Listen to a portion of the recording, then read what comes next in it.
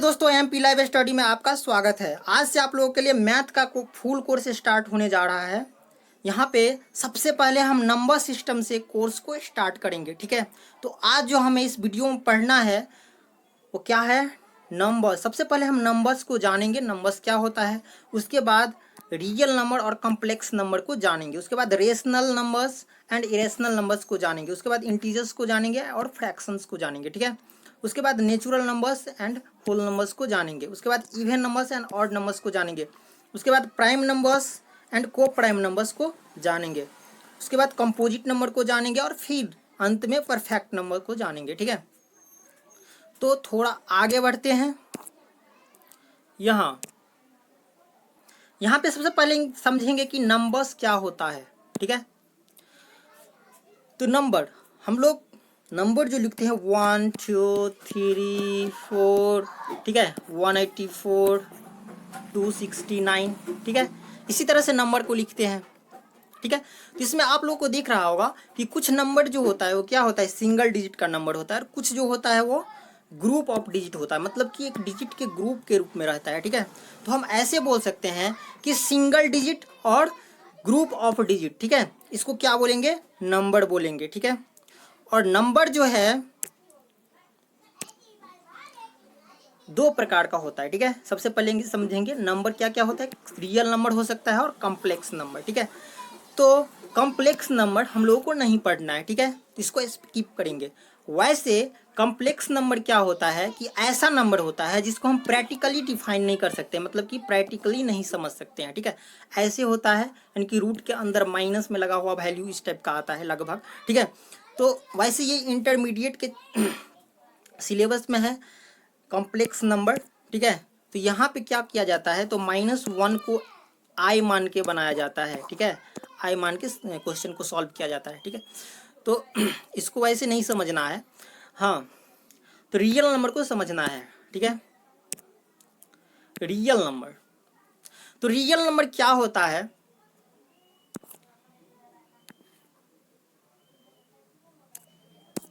Real number जो है बोला the number which can be represented on a straight line on a real number line, ठीक है। Sorry, the number which can be represented on a straight line और real line is called real number, ठीक है। तो क्या होगा, real number ऐसा number होगा जिसको एक स्ट्रेट लाइन पे व्यक्त किया जा सके, लिखा जा सके, ठीक है। एक स्ट्रेट लाइन पर व्यक्त किया जा सके, यानी कि वास्तविक लाइन पे लिखा जा सके, ठीक है। उसको क्या बोलेंगे, रियल नंबर। जैसे मान लेते हैं कि ये स्ट्रेट लाइन लिया गया है, ठीक है, और इसमें पॉइंट बना हुआ है, यहाँ पे देखो, यहाँ पे 0 है बीच में, ठीक है, और इधर -1 -2 -3 इनफाइनाइट तक, ठीक है। मतलब कि ऐसा नंबर जिसको एक रियल लाइन, मतलब कि वास्तविक लाइन पर या स्ट्रेट लाइन, सीधी लाइन पर लिखा जा सके, उसको बोलेंगे रियल लाइन, ठीक है।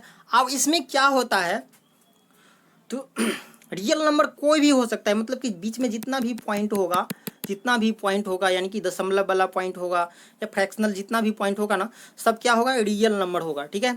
अब ये जो है रियल नंबर, और ये जो पूर्ण संख्या आप लोग दिख रहे हैं, इंटीजर्स, क्या होता है यहाँ पे 1 2 3, ठीक है। ये क्या है, ये -1 -2 -3, यहाँ पे जो पॉइंट बनाया गया है ये सब इंटीजर्स है, ठीक है। सभी क्या है, इंटीजर्स है, ठीक है। अब इंटीजर्स में क्या है, तो यहाँ पे हम लोग देखेंगे ये जो 0 जो है, ठीक है, 0 से लेफ्ट जो जाएंगे इधर की ओर, मतलब कि माइनस वाला जितना है, ठीक है, और 0 से राइट जाएंगे, ठीक है। तो यहाँ से 0 से जो लेफ्ट जा रहे हैं वो जितना भी नंबर आ रहे हैं, -1 -2 -3 -4, ये सभी निगेटिव इंटीजर्स होगा, ठीक है। और इधर 0 से जो राइट जाते हैं तो जितना भी नंबर्स आता है, जैसे 1 2 3 4 एंड अदर, ठीक है, यानी कि इनफाइनाइट तक, तो ये सभी क्या होगा, तो पॉजिटिव इंटीजर्स होगा, ठीक है, समझ गए। तो यहाँ पे हम लोग ये देखेंगे कि नंबर जो है उसको दो पार्ट में विभाजित किया गया है, एक रैशनल नंबर और एक इरेशनल नंबर में बांटा गया है, ठीक है। तो रैशनल नंबर किसको बोला जाता है, वैसे रियल नंबर जो है ना इसको वास्तविक संख्या बोला जाता है, और इसको दो भागों में बांटा गया है, रैशनल और इरेशनल। रैशनल नंबर होता है परिमेय संख्या और इरेशनल नंबर होता है अपरिमेय संख्या, ठीक है। मतलब कि रैशनल नंबर वह नंबर हुआ जिसको हम p/q के रूप में लिख सकते हैं, ठीक है। रैशनल नंबर को p/q के रूप में लिख सकते हैं, इरेशनल नंबर को p/q के रूप में नहीं लिख सकते हैं, ठीक है। आगे आपको अच्छी तरह से समझा देंगे। यहाँ पे रैशनल नंबर दो प्रकार का होता है, एक तो होता है इंटीजर्स और एक होता है फ्रैक्शंस। और यहाँ पे इंटीजर तीन प्रकार का होता है, ठीक है, एक तो निगेटिव और एक जीरो और एक पॉजिटिव, ठीक है। यानी कि निगेटिव इंटीजर्स जीरो से लेफ्ट जाएंगे तो निगेटिव इंटीजर्स आ जाएगा, और जीरो से राइट जाएंगे तो क्या आएगा, पॉजिटिव इंटीजर्स। अब यहाँ पे फ्रैक्शंस, ये फ्रैक्शंस तीन होगा, एक होगा प्रॉपर, एक होगा प्रॉपर, एक इम्प्रॉपर और एक मिक्स्ड, ठीक है। इसको बाद में समझाते हैं, ठीक है। तो आप लोगों को यह समझ में आ गया होगा कि नंबर्स क्या है, नंबर्स कितने प्रकार के होते हैं, ठीक है। तो आगे बढ़ते हैं थोड़ा। अब ये जितने भी हैं नंबर्स, इसका डिफिनीशन समझते हैं कि क्या होगा, ठीक है। इसको अच्छी तरह से डिटेल में समझते हैं। तो आप लोगों को ये समझ में आ गया होगा, ठीक है, नंबर लाइन, ये स्ट्रेट लाइन, ठीक है, रियल नंबर का जो लाइन है रियल लाइन, ये तो समझ में आ गया होगा। इससे आगे आते हैं थोड़ा। अब ये नेचुरल नंबर है, ठीक है। नेचुरल नंबर किसको बोलेंगे, तो ये होता है a set of number starting with 1 is called natural number, ठीक है। ये जो है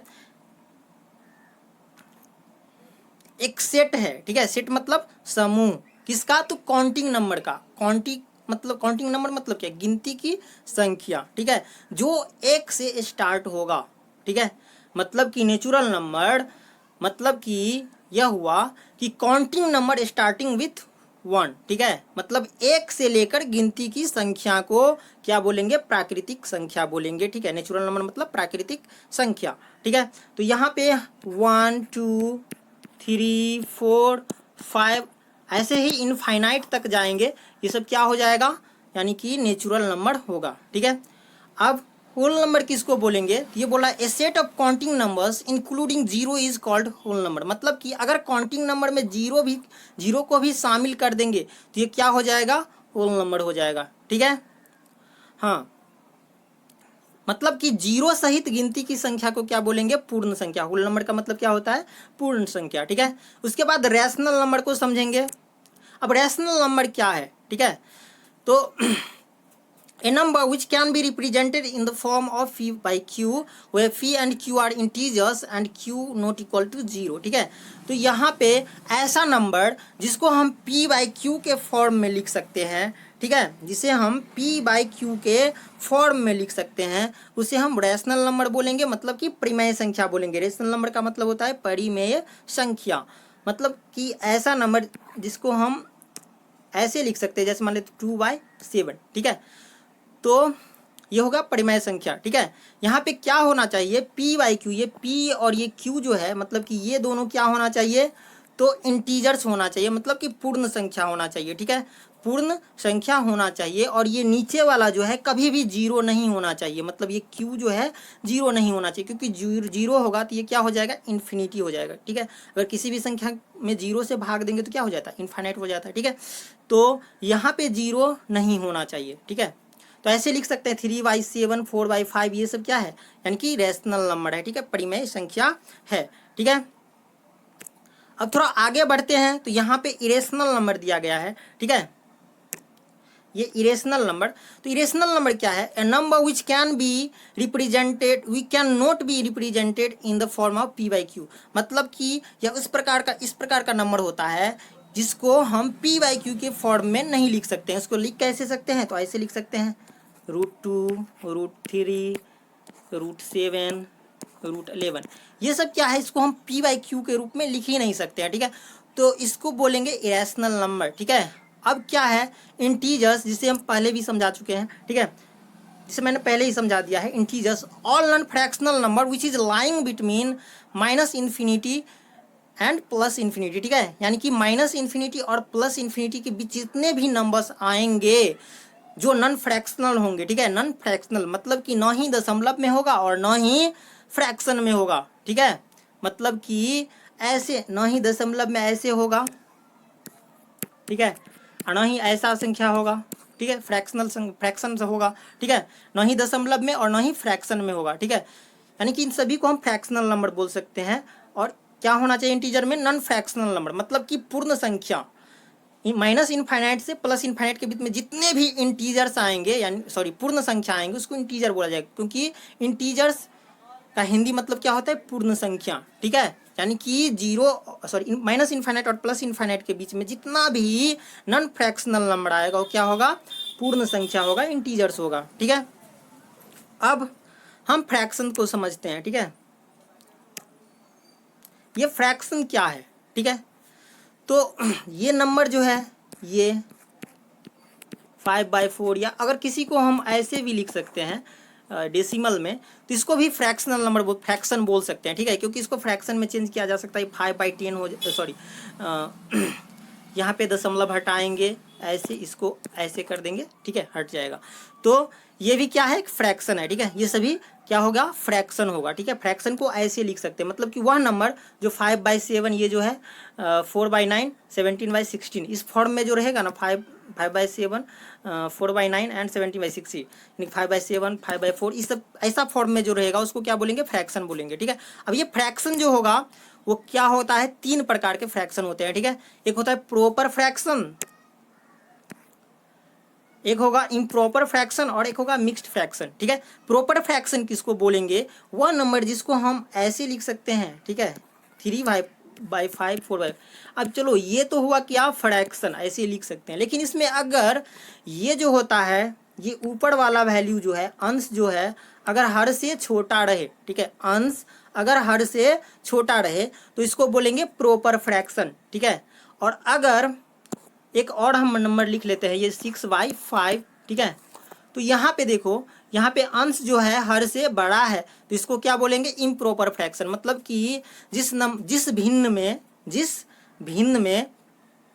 फ्रैक्शन मतलब क्या होता है, भिन्न होता है, ठीक है। फ्रैक्शन का मतलब भिन्न, जिस भिन्न में अंश हर से कम हो उसे बोलेंगे प्रॉपर फ्रैक्शन, ठीक है।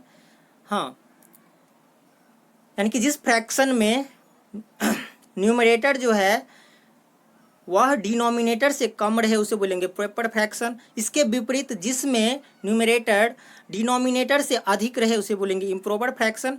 और जो नंबर कंप्लीट एक इंटीजर और फ्रैक्शन से मिक्स होता है, जैसे मान लेते ये 5 और ये 4/7, ठीक है, ये क्या है, इसमें ये इंटीजर है और ये क्या है, फ्रैक्शन है, ठीक है। अगर दोनों को सेट कर देते हैं, एक में मिक्स कर देते हैं, तो इसको बोलेंगे क्या, मिक्स्ड फ्रैक्शन। जैसे ये 5.4/9, ठीक है, 3.2/7 ऐसे लिखा जाता है। यहाँ पे ये क्या है, कंप्लीट है, यानी कि सॉरी, यहाँ पे क्या है, ये इंटीजर है, ठीक है, और ये क्या है, फ्रैक्शन है, ठीक है। तो इसको क्या बोलेंगे, मिक्स्ड फ्रैक्शन।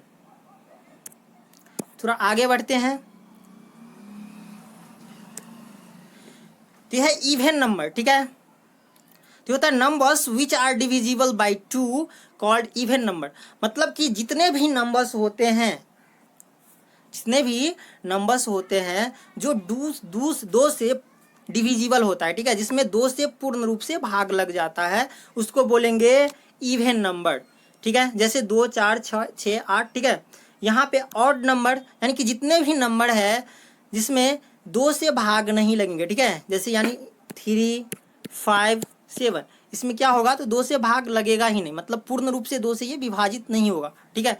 तो इस सभी को बोलेंगे ऑड नंबर, ठीक है। तो इसमें आएगा 1, 3, 5, 7, 9 से इनफाइनाइट तक, ठीक है।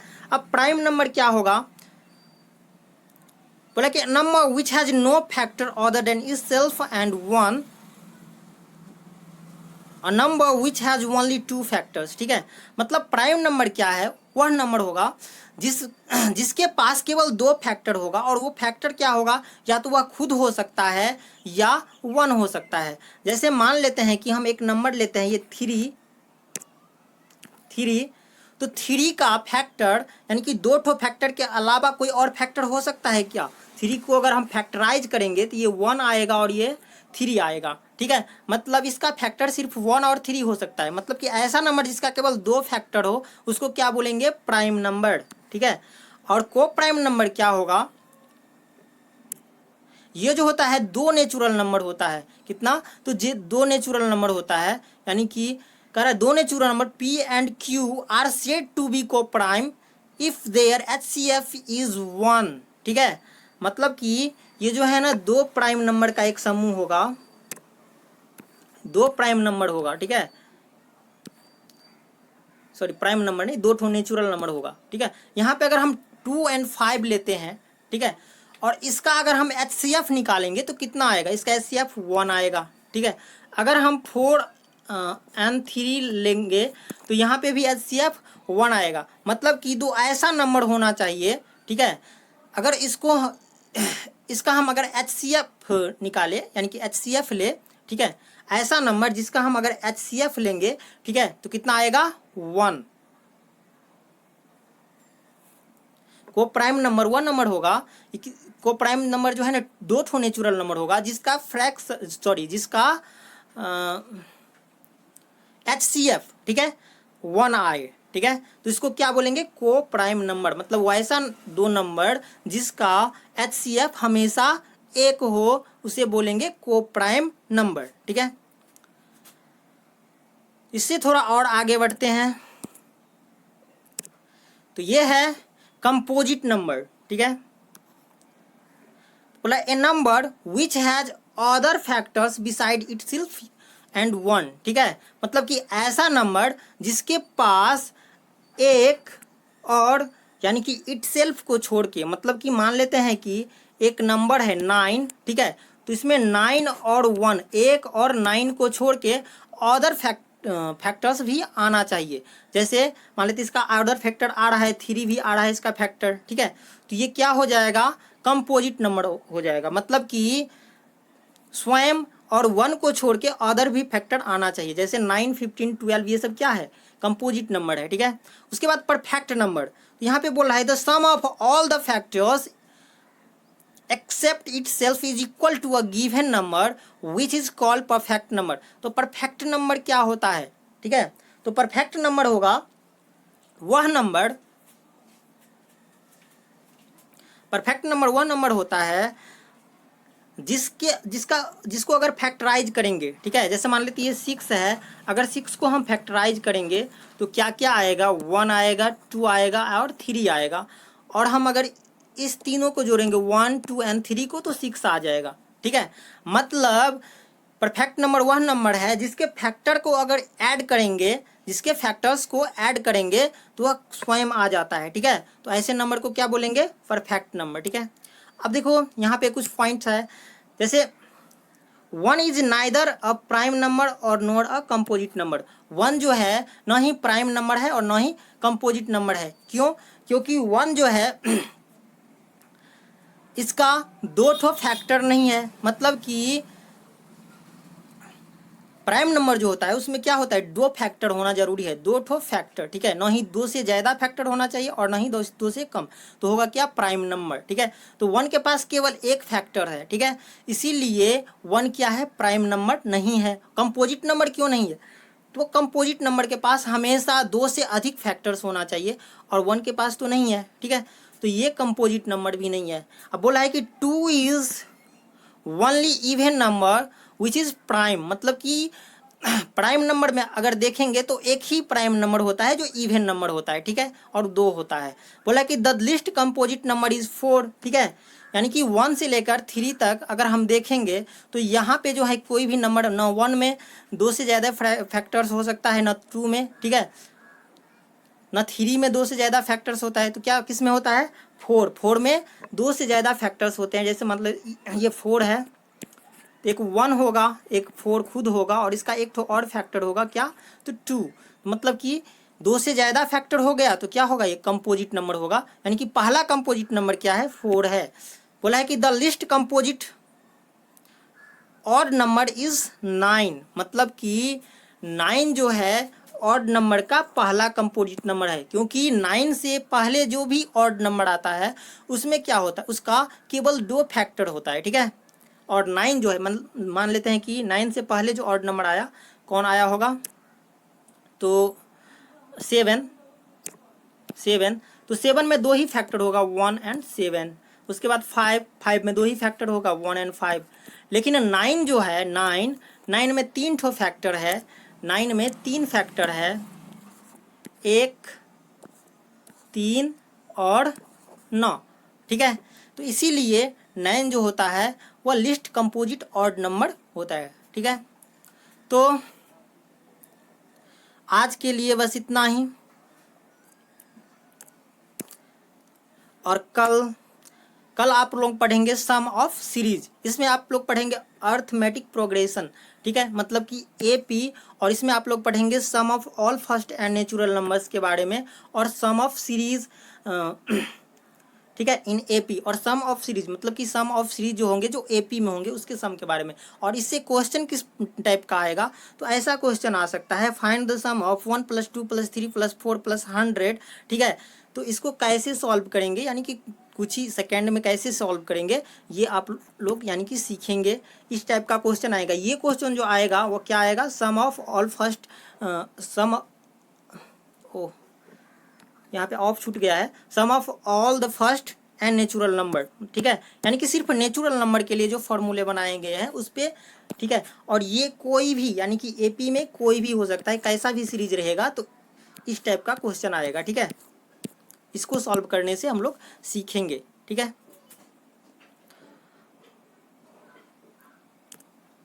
और ये भी सीखेंगे